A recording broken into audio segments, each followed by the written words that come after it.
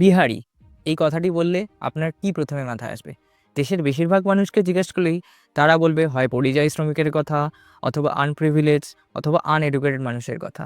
কিন্তু বিহার সর্বদাই এমন কখনোই ছিল না। যেটি দেশের এডুকেশনাল অ্যান্ড কালচারাল হাব ছিল, তার এই পতনের মূল কারণটি কী? আমি তো কিছু কিছু ক্ষেত্রে মনে করি বিহারে এই পতনের মূলে হচ্ছে বিহারের জনতারাই। তাছাড়া নেতামন্ত্রীরা তো আছেই, কিন্তু আগে আসি বিহারের জনতার কথায়।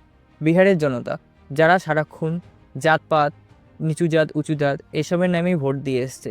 কখনো কে তাদের হয়ে কাজ করছে, কে তাদের শিক্ষা উন্নতি এবং তাদের চাকরি দিচ্ছে, চাকরি বাকরি দিচ্ছে, তাদের শিক্ষা দিয়ে তাদেরকে কে এগিয়ে নিয়ে যাবে, সেই দিকে তারা কখনো ফোকাস করেনি।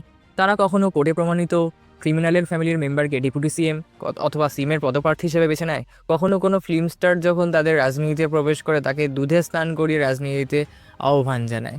তাছাড়া কেউ কেউ কখনো বিহারের জনতাকে বলে যে প্রতিটি পরিবারকেই সরকারি চাকরি দেওয়া হবে এবং তাদের মাসিক বেতন নাকি 30,000 টাকা করে পর্যন্ত হবে, যেটি কখনোই প্র্যাকটিক্যালি পসিবল নয়, কারণ বিহারের জিডিপি কখনোই এটাকে সাপোর্ট করবে না, যেটি প্রায় বিহারের জিডিপির ডবল।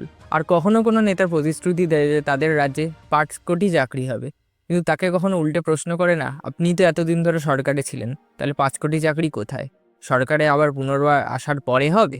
বিহারের জনতা জাগো, ভারতবাসী জাগো, যে তোমাদের এডুকেশান, বাসস্থান, হসপিটালিটি কিংবা চিকিৎসার পিছনে যারা অবদান রাখবে তাদেরকেই তোমরা ভোট দাও। আসন্ন বিহার বিধানসভা নির্বাচনে কোন দল ক্ষমতায় আসতে চলেছে, আপনাদের কি মতামত এটি কমেন্টে জানান। আর আরও এই ধরনের খবর পেতে আর এই ধরনের ভিডিও পেতে আমার চ্যানেলটিকে ফলো করে যান।